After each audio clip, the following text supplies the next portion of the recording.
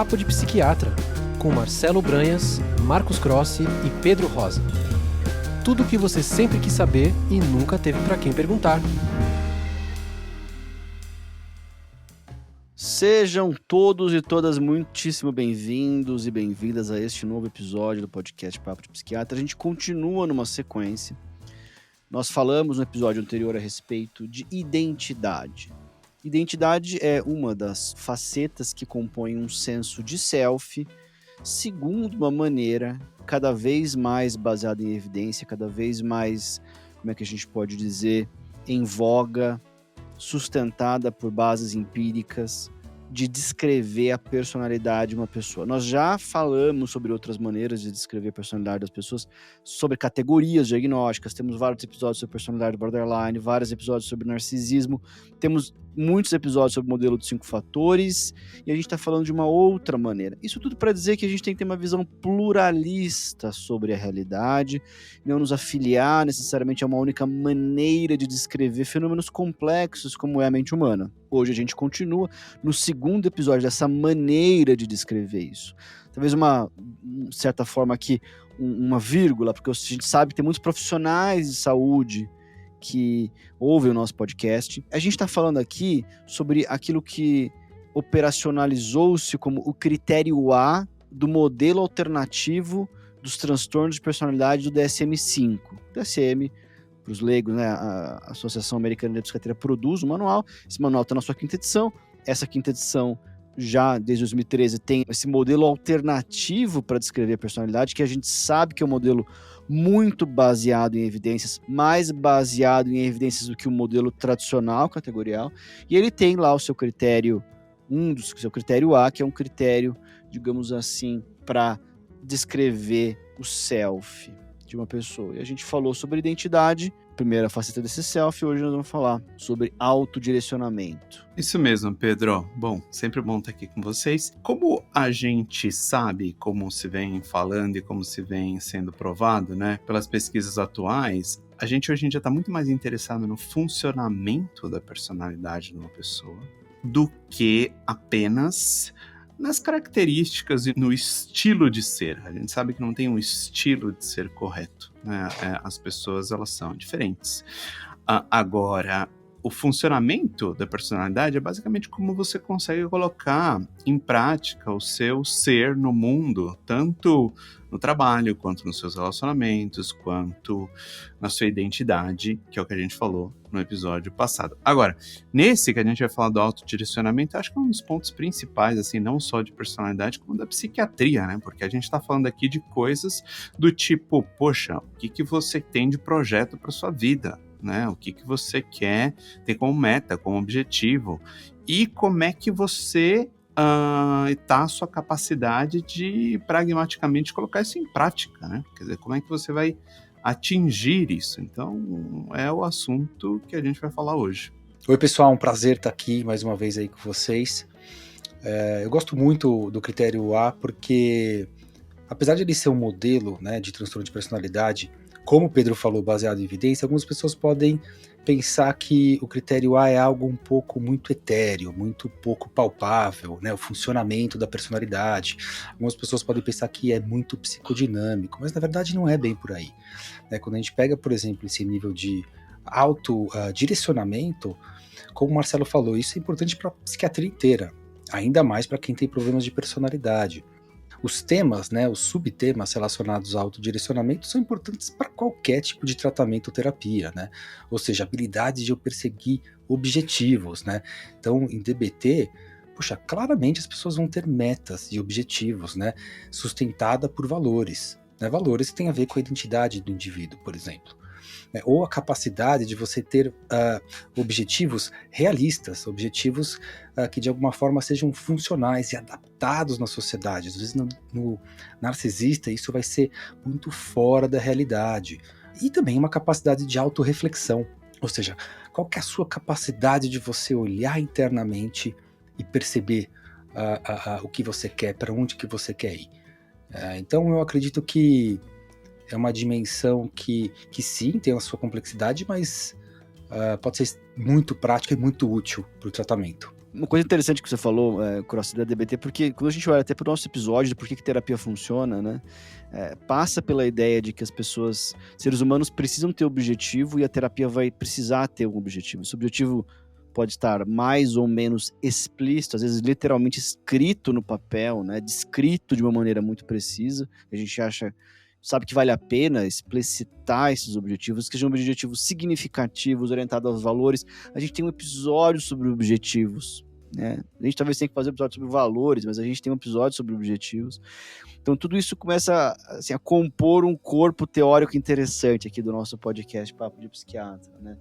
Que o indivíduo seja capaz de produzir objetivos que sejam coerentes com os próprios valores, que ele conheça esses objetivos, que ele tenha persistência a despeito de adversidade, que sejam objetivos coerentes para satisfação própria, para construir para si próprio uma vida que faça sentido, não objetivos puramente baseados no que os outros esperam de si, mas que sejam objetivos que sim dependem dos outros, porque precisam ser objetivos construtivos socialmente, que respeitem os limites das outras pessoas.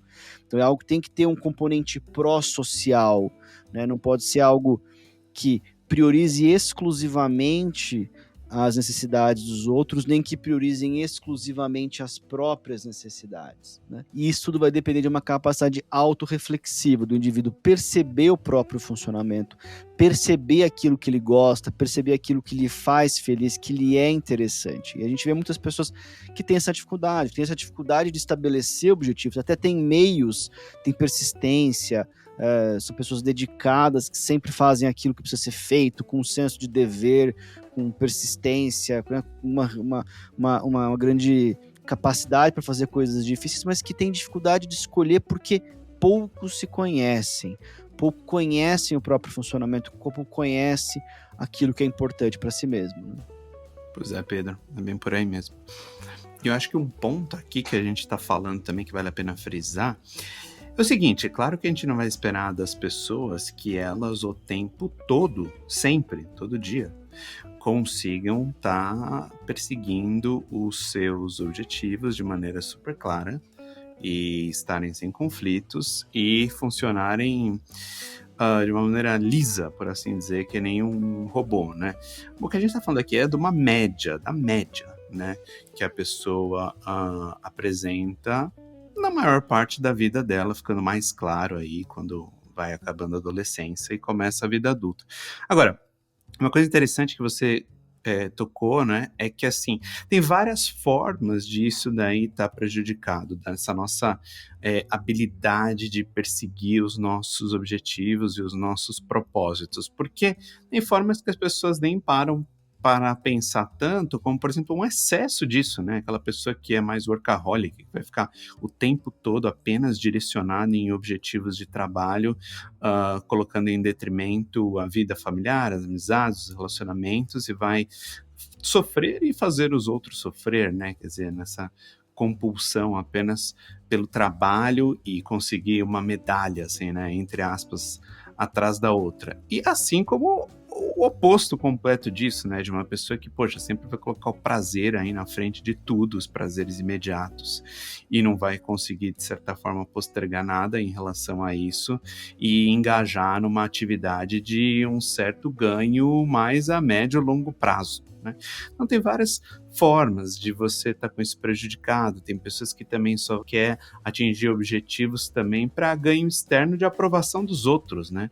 Em vez de fazer uma coisa que realmente tem um significado para si próprio, que tem a ver com seus próprios valores.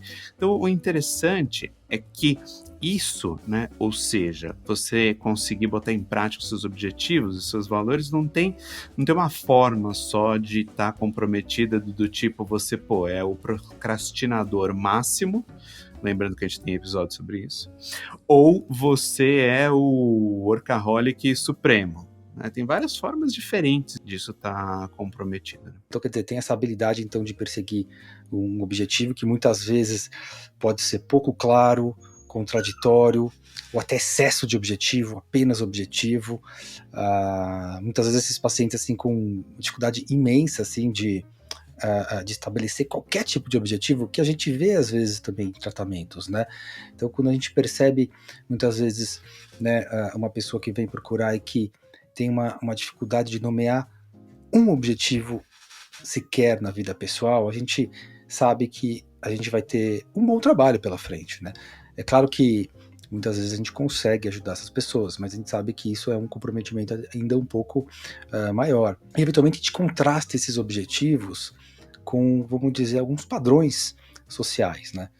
Porque, bom, a gente sabe que nós somos limitados e que, infelizmente, às vezes a gente percebe que tem uma realidade que, por mais que a gente consiga construir o objetivo, a gente tem uma realidade que impede, vamos dizer, que a gente atinja talvez os nossos maiores sonhos. Principalmente quando você está conversando eventualmente com uma criança, você percebe, né, como os sonhos muitas vezes fogem um pouco da realidade. Claro que esse proto-sonho muitas vezes vai se desenvolver em algo mais realista mais para frente. Mas a gente sabe que muitas pessoas, na idade adulta, permanecem, né, com essa dificuldade de colocar um objetivo no papel que seja realista.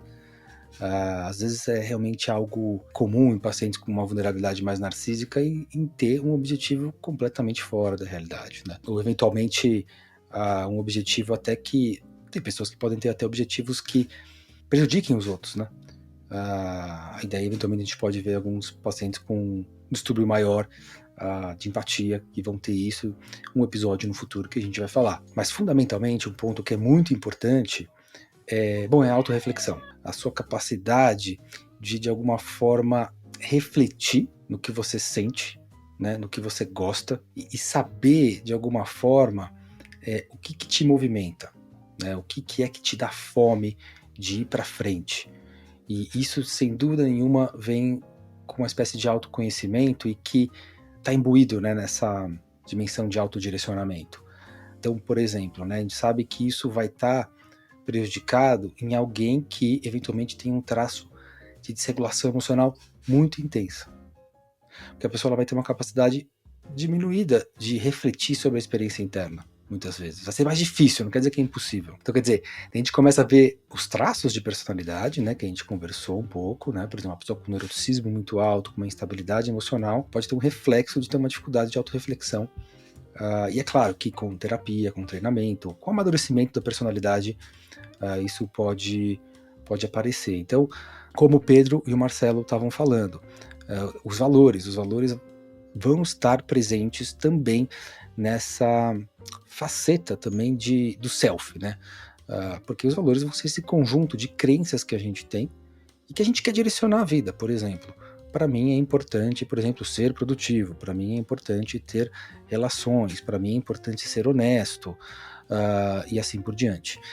Para as pessoas descobrirem isso, vai demandar o quê? Uma autorreflexão. E acho que é difícil dizer que existe uma forma melhor de treinar isso do que a psicoterapia, né? Uma psicoterapia efetiva, que faça com que a pessoa ela reflita sobre a própria experiência interna, não, além de, claro, dos comportamentos, dos nossos pensamentos, assim, mas de uma forma geral da experiência interna. Então, ter essa investigação que envolve direcionar a sua atenção para realmente o que você sente dentro de você, isso faz a gente certamente ter um autodirecionamento mais adaptativo, né? E é interessante colocar na própria psicoterapia, e isso às vezes demora para acontecer, por isso que o desenvolvimento de personalidade na terapia é um processo de longo prazo, não é um processo de curto prazo, não é aquele negócio de 12 semanas, porque isso vai depender em grande medida de experiências, de que o paciente e o terapeuta, na medida em que as experiências acontecem, organizam essas experiências, refletem juntos sobre essas experiências, à luz da biografia do indivíduo, à luz de como o indivíduo regulou as emoções, à luz de como que aquela experiência ilustra para a pessoa aquilo que importa para ela, e ela vai percebendo e organizando melhor os próprios objetivos, né? Na relação com os outros, né? De como é que o objetivo que ela escolheu é um objetivo pró-social, não é um objetivo pró-social, é uma coisa construtiva, é realista, não é realista e assim por diante. Esse é um esclarecimento que vai depender de experiências construtivas ao longo do tempo, de usar mesmo e talvez principalmente as experiências difíceis, os momentos difíceis da terapia, para que isso possa ser feito. É daí a importância, né, na terapia, da interação da relação terapêutica, né, entre o paciente, cliente, enfim, e o terapeuta, de ter esse anteparo fornecido pelo terapeuta para eventualmente validar, né, as experiências internas, porque muitas vezes as pessoas elas vão ter, ao longo do desenvolvimento, experiências ruins nesse sentido, né, de, por exemplo, em DBT, elas vão ser caracterizadas por invalidação, né, eu quero perseguir aquilo, né, eventualmente eu quero perseguir alguma outra coisa. A gente sabe que o mundo ele é um pouco invalidante de alguma forma, né, mas muitas vezes alguns ambientes acabam sendo cronicamente mais invalidantes, o que faz com que a gente perca essa bússola interna, né, do que a gente gosta, do que a gente não gosta, e daí a importância de ter um terapeuta que, claro, ele é também uma bússola no sentido de realidade, né, de mostrar algo que seja realista, mas também de validar, né, de reconhecer eventualmente experiências que foram deixadas para trás, né, que muitas vezes ficam enterradas mesmo na vida do paciente, por isso que ele tem dificuldade de saber o que ele quer fazer, né. Porque muitas vezes, assim, as coisas que ele queria, as coisas que ele pensava em fazer não foram muito reforçadas, né. Pois é, e acho que até pra gente, então, resumir também, para deixar os nossos ouvintes refletirem aí nessa próxima semana, né, para vocês pensarem, poxa, né, o que eu quero construir e alcançar ao longo da minha vida, né, e o que eu tô fazendo para chegar nesses objetivos. E além disso, poxa, quais são os meus valores internos, quais são as coisas que eu acredito que fazem sentido para mim, as coisas que eu acho que são éticas, que estão dentro da moral que eu acredito, né? E se isso daí eu tô caminhando para uma vida que eu vou me sentir pleno, né? Vou me sentir completo com as coisas que eu tô fazendo. E o último ponto, poxa, para você atingir tudo isso, como é que tá a sua capacidade de reflexão? De perceber como é que você está operando aí no dia a dia, como é que estão suas emoções, como é que elas estão atingindo ou prejudicando o seu funcionamento.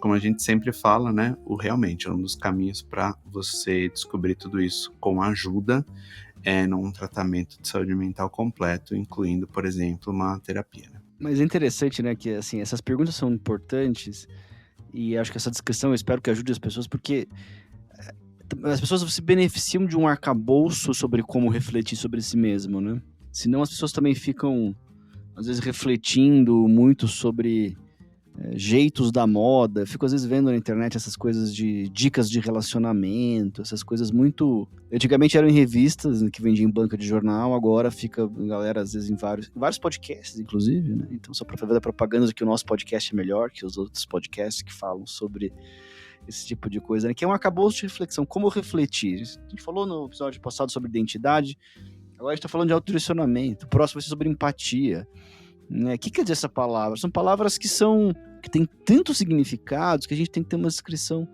mais clara, né? Essas perguntas que o Marcelo trouxe são perguntas, sabe, que as pessoas possam fazer a si mesmos periodicamente, né? Como um checkpoint da vida, né? Reflita sobre isso, né? Então, acho que são boas dicas para as pessoas aí, né? Muito obrigado pela atenção, pessoal. É um prazer estar com vocês e até a próxima. Grande abraço, pessoal. Um ótimo abraço, pessoal.